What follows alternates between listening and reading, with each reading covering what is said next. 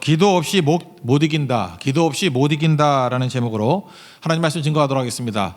79편과 80편 배경을 보면은 바벨론에 의해서 성전이 파괴된 상황. 그러니까 느부갓네살 왕의 공격 그런 거겠죠. 그래서 절망 가운데 빠져 있을 때 그래도 기도할 수 있다. 이게 메시지고요. 우리도 절망이 있을 때 기도해야 된다. 기도할 수 있는 게 우리 희망이다. 그게 메시지고요. 80편에서는 아수르의 위협 가운데 있었던 것 같습니다. 북쪽 이스라엘이 이미 망한 것 같고 남쪽이 망하기 직전에 그 중간기쯤 있죠.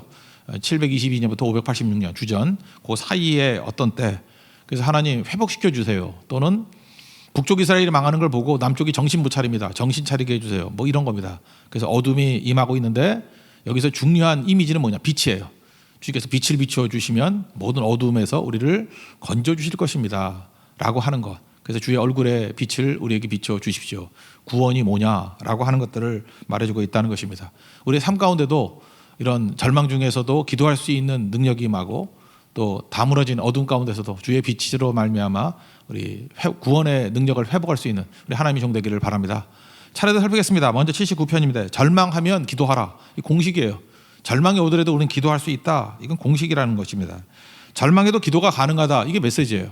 아무리 절망해도 기도는 중단될 수 없다는 거죠. 아파도 기도할 수 있잖아요. 감옥에 들어가도 기도할 수 있잖아요. 또 뭐죠? 숨만 쉬면 기도할 수 있는 거죠. 정신만 있으면 기도할 수 있잖아요. 그러니까 기도만이 마지막까지 할 수 있는 유일한 힘이다. 이걸 말해주고 있다라는 것입니다. 저에게도 종종 뭐 옵니다. 뭐 우리 교회 나오지도 않으면서 뭐 이렇게 상담 엄청 와요. 그런데 인생이 무너진 분들이 되게 많아요. 진짜 많은 것 같아요. 그러니까 뭐 죽기 직전이에요. 뭐 죽고 싶다라는 거예요. 뭐 죽음과 내가 한 걸음 사이다. 그래서 다 무너져 버렸어요. 그러면서 얘기하기를 한 말씀만 해달래요. 뭐 하나님만 말씀 하나 붙들어 달래요. 그 얼마나 부담스럽습니까? 뭐 어떤 말씀인지도 모르겠고, 그죠? 그러니까 일반적인 말씀을 이제 증거하라는데 그 절망이에요. 근데 우리 인생에도 인생의 밤이 온다는 거 잊지 마십시오. 인생의 밤이 와요. 그때에 기도를 알고 있는 사람과 기도를 모르는 사람은 하늘과 땅 차이죠. 하나님의 말씀을 붙드는 사람과 아닌 사람은 하늘과 땅 차이라고. 제가 어저께 어떤 분의 글을 읽었어요. 되게 우리나라에서 잘 나가는 분이에요. 잘 나가고 승승장구하는 분이고 되게 유명한 분이고 그러신데 나이를 먹는다는 게 뭐냐 이런 걸 썼더라고. 나이를 먹는다는 게 뭐냐. 아주 성공적인 분이 하는 고백이에요.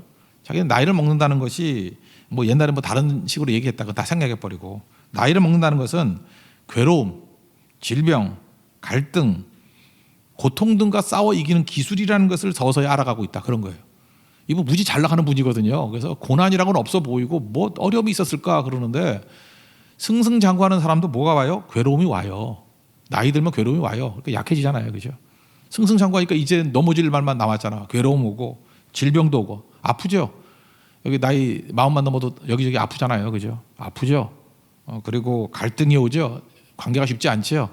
애들 키우는 거 뭐 자신만만했는데 말 안 듣고 지멋대로 가고 뜻대로 안 되죠.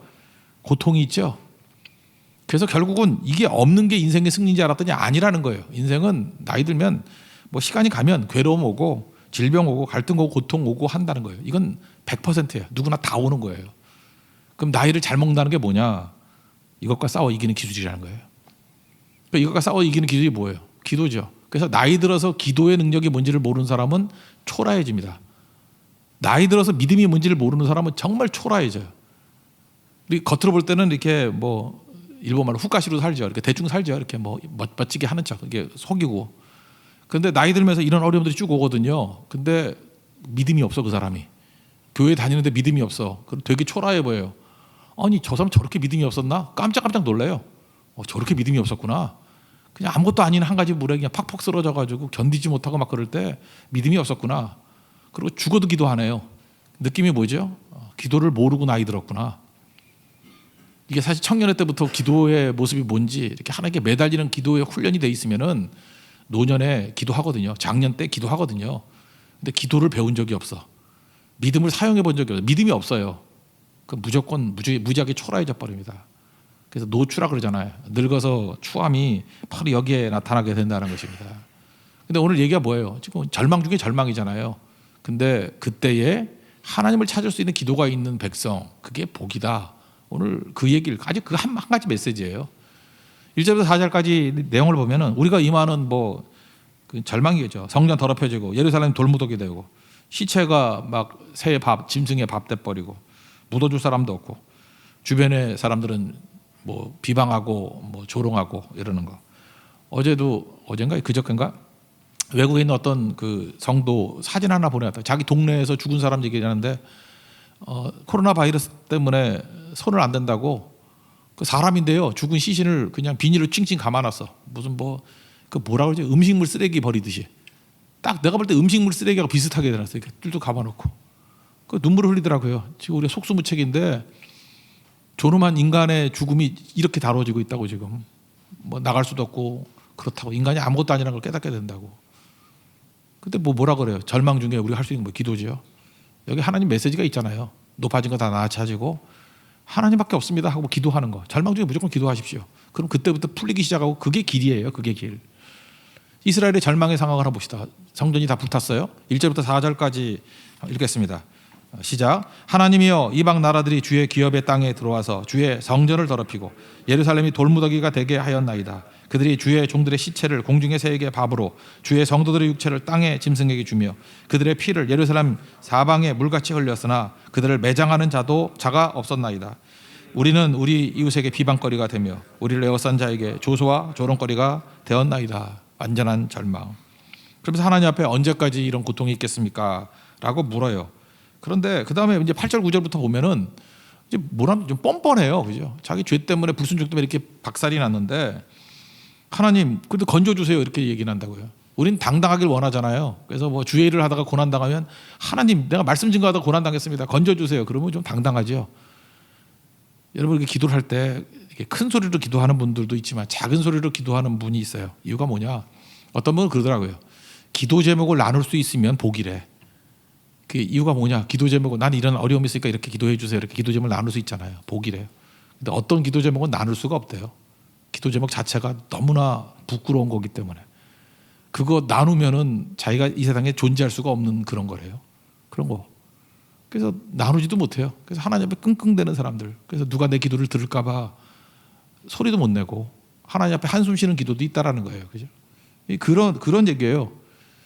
근데 자녀들의 특징이 뭔지 아십니까? 그렇게 죄 짓고 범죄하더라도 우리는 뻔뻔스럽게 하나님 앞에 나가서 그래도 건져달라고, 그래도 구원해달라고, 그래도 이렇게 해달라고 할 수 있어요. 이게 자녀예요, 자녀. 자녀됨의 건설하는 게 그런 거거든요. 제가 이 말씀 기억하면서 준비하면서 옛날에 한번 생각해봤어요. 우리 집 아이 중에 하나가 초등학교 때인 것 같아요.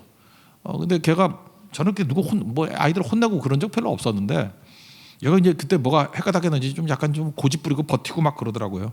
그러다가 원래 금방금방 이렇게 뭐 잘못했습니다 이러는데 얘가 한 3시간 버텼어요. 잘못 안 했다고. 그러더니만 이제 지가 배고픈지 나와가지고 잘못했어요.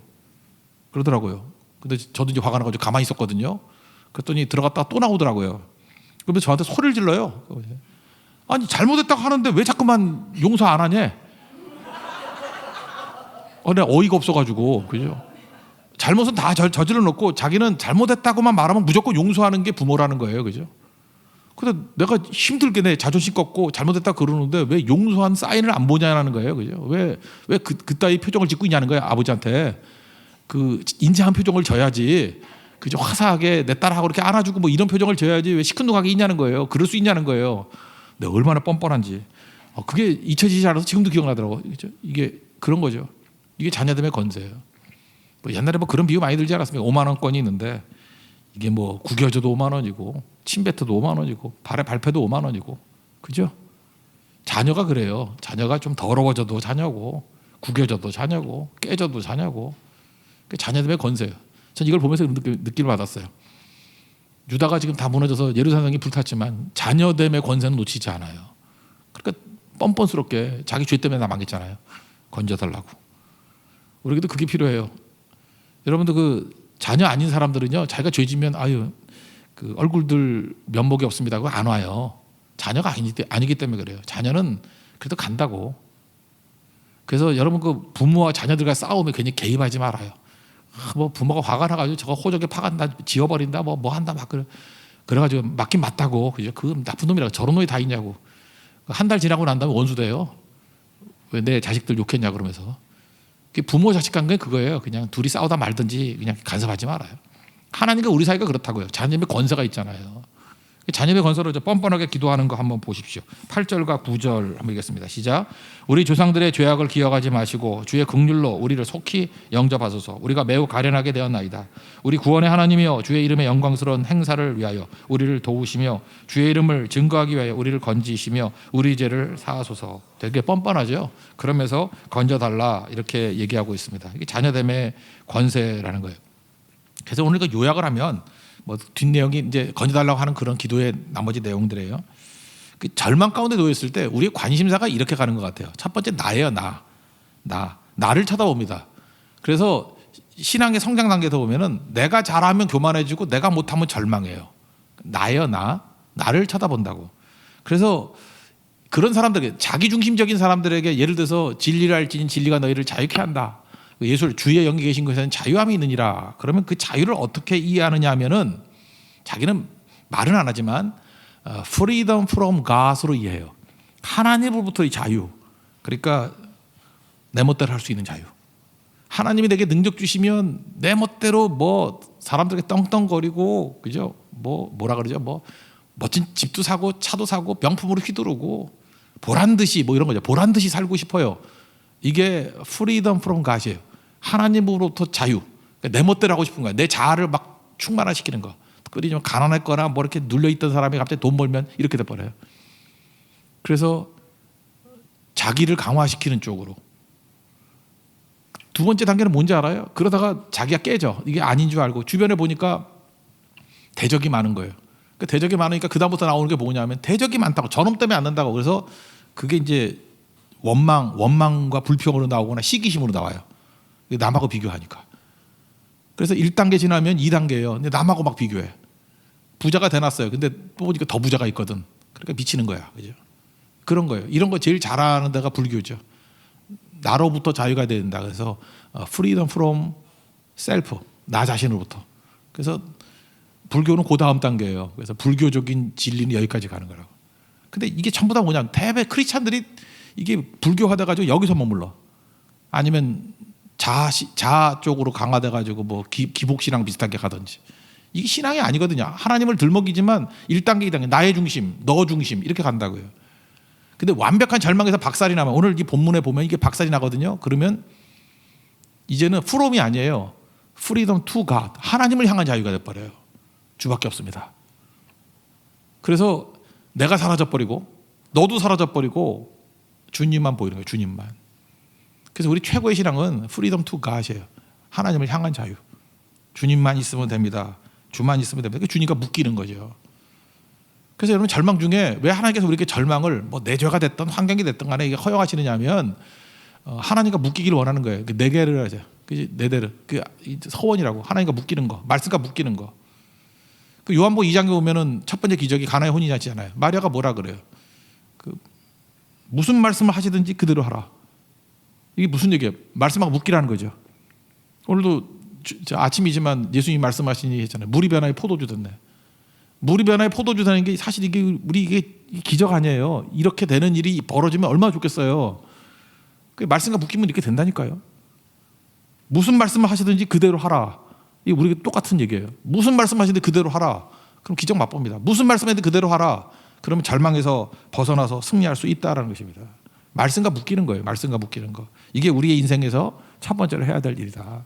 여러분 철저하게 말씀으로 묶이는 우리 하나님의 거룩한 종 되기를 바랍니다. 그래서 나중에 나이 들면요. 제가 아까 서두에 얘기했잖아요.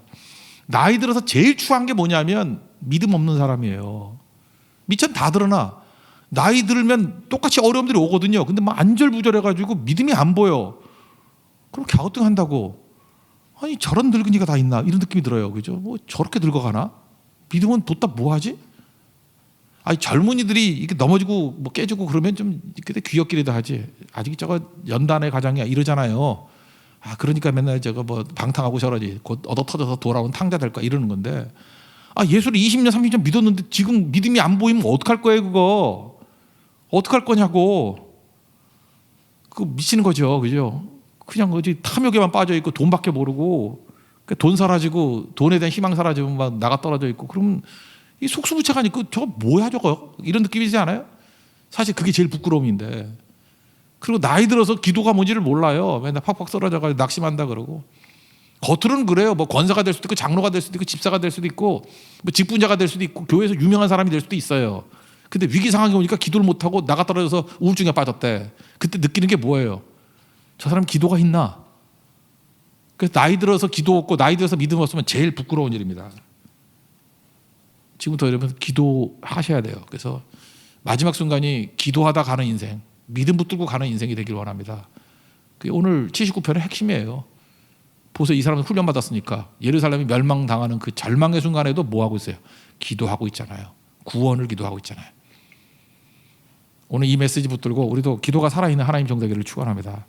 그 다음에 80편에 가서는 아수르 스토리 같아요. 여기 표제어 뭐 설명을 잘 안 했는데 여기서 소산님 그랬는데 소산님 애 두시죠. 소산님이라는 게 백합화예요. 그리고 임이라는 게 붙으면 복수라 그랬죠. 백합화들. 그 에둣은 언약이에요. 언약. 그러니까 뭐 이렇게 해석이 여러 가지가 있는데 이걸 목적어로 쓰느냐 주어로 쓰느냐에 따라 달라지는데 제일 많이 나오는 해석이 그거더라고요. 이게 맞는 얘기인지 모르겠어요. 백합화를 바라보며 언약을 기억하다 이렇게 번역하기에는 제일 멋있더라고. 그러니까 시잖아요. 그러니까 시심이 있어야 되는데 제가 시심이 별로 없어요. 그래서 백합화를 보면은 아무 생각이 아니에요. 졸리기만 하고. 근데 백합화를 보고 뭐 이렇게 느낌이 있어야 되는데 그래서 좀 더 찾아봤어요. 그랬더니 이스라엘에서 결혼식을 할 때 들러리가 가지고 꽃 뿌려주잖아요. 이렇게 화동이. 근데 우리나라는 목 뿌리인지 모르지만 이스라엘에서 백합화 뿌린대요. 그래서 느낌이 결혼식 느낌이 든다는 거예요. 백합화 그러면. 그렇게 이해하세요. 우리하고 문화가 다르니까 걔네들 문화에는 백합을 뿌린대요. 우리는 돌아가신 분한테 백합 드리잖아요. 그죠? 달라 우리하고. 얘네들은 결혼식 할 때 이렇게 뿌린대요.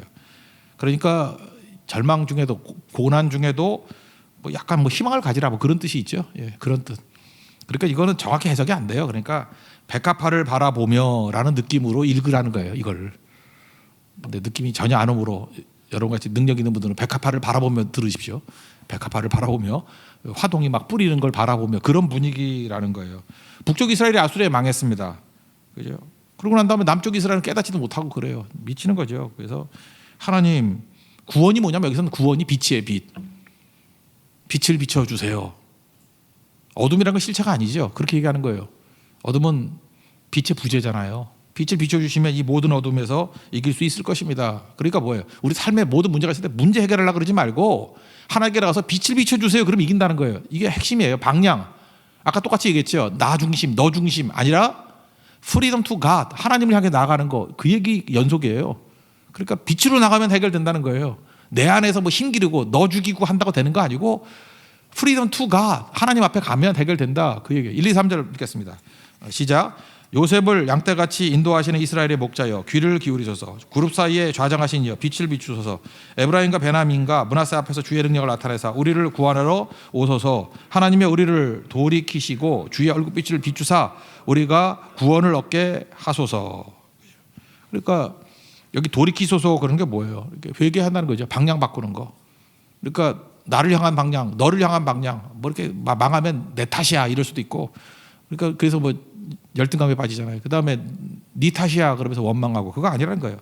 하나님께 나아가서 얼굴 비춰주시면 해결됩니다. 오늘도 그거예요. 빛을 비춰주세요. 그런 얘기라고요.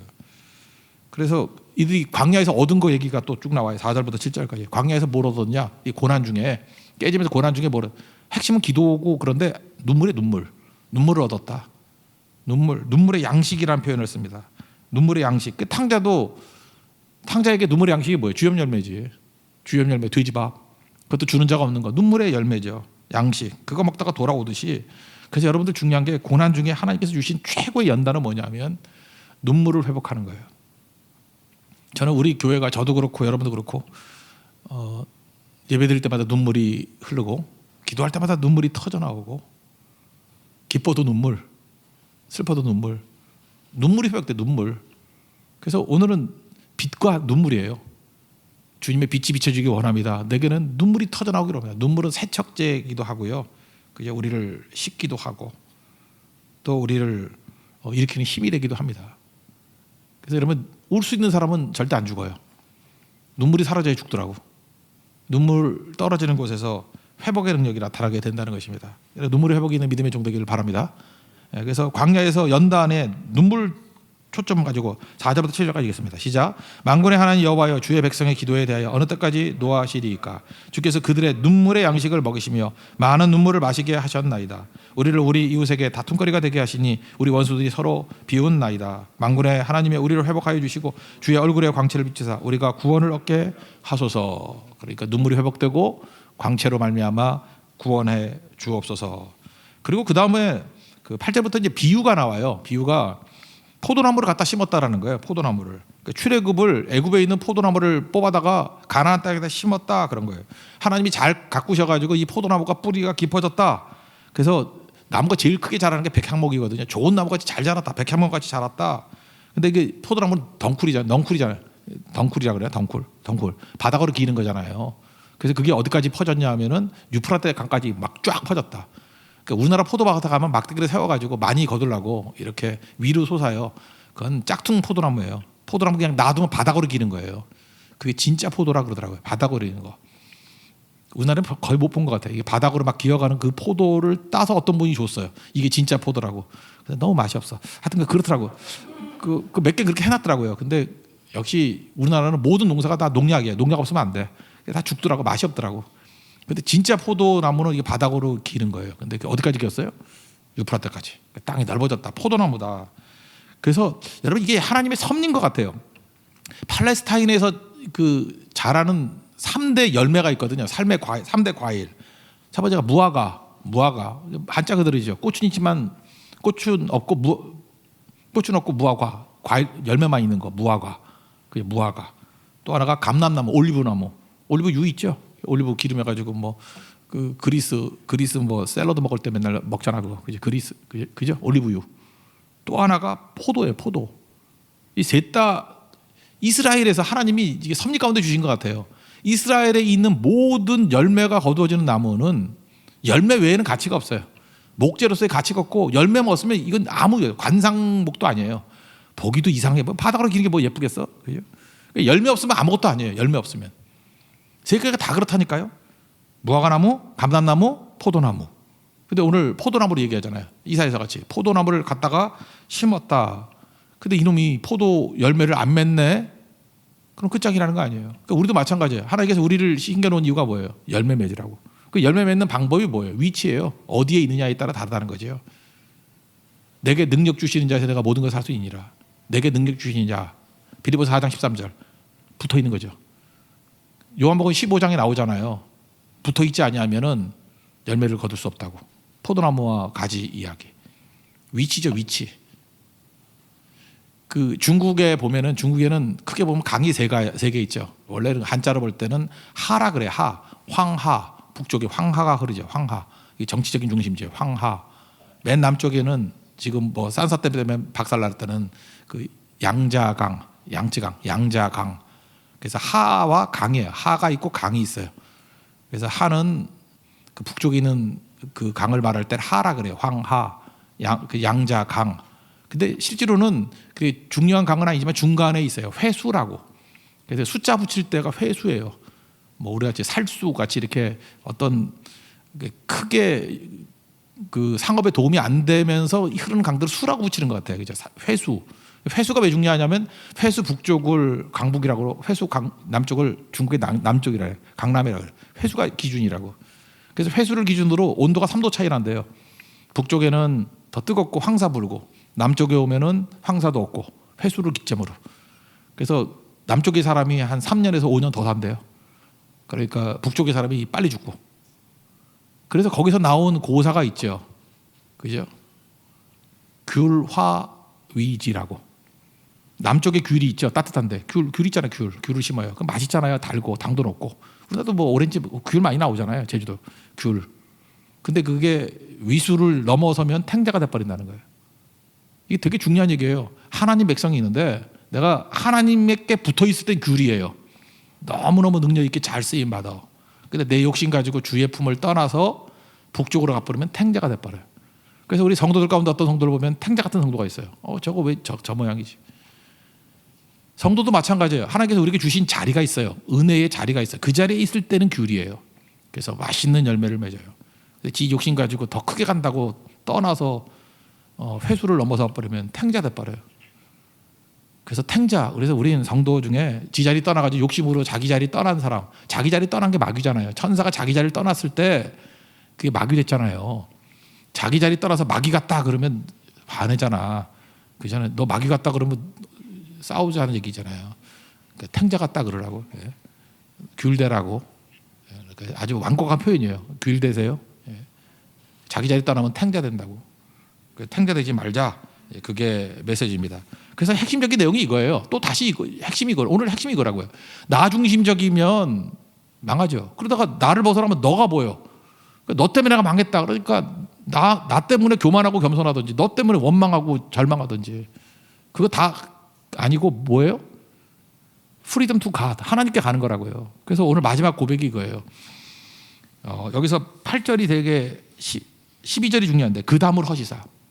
포도나무 만드시고 하나님이 담을 만들어 놨기 때문에 열매를 거둔 건데, 하나님이 귤화 위지, 귤이 회수를 넘어가 버렸더니 탱자 되듯이 하나님 떠나니까 하나님이 담을 허셔버렸다는 거예요. 그랬더니 박살났다.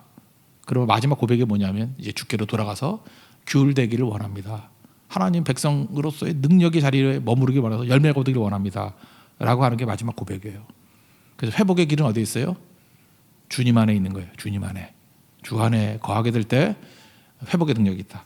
마지막 읽고 마칩시다. 12절부터 19절 다 같이 읽겠습니다. 시작. 주께서 어찌하여 그 담을 허시사 길을 지나가는 모든 이들이 그것을 따게 하셨나이까. 숲속의 멧돼지들이 상해하며 들짐승이 멎나이다. 만군의 하나님이여 구하옵나니 돌아오소서. 하늘에서 굽어보시고 이 포도나무를 돌보소서. 주의 오른손으로 심으신 줄기요 주를 위하여 힘있게 하신 가지니이다. 그것이 불타고 배임을 당하며 주의 면책으로 말미암아 멸망하오니 주의 오른쪽에 있는 자 곧 주를 위하여 힘있게 하신 인자에게 주의 손을 얹으소서.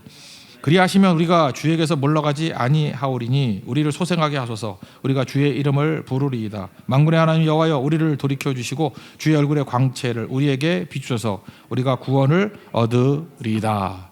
아멘.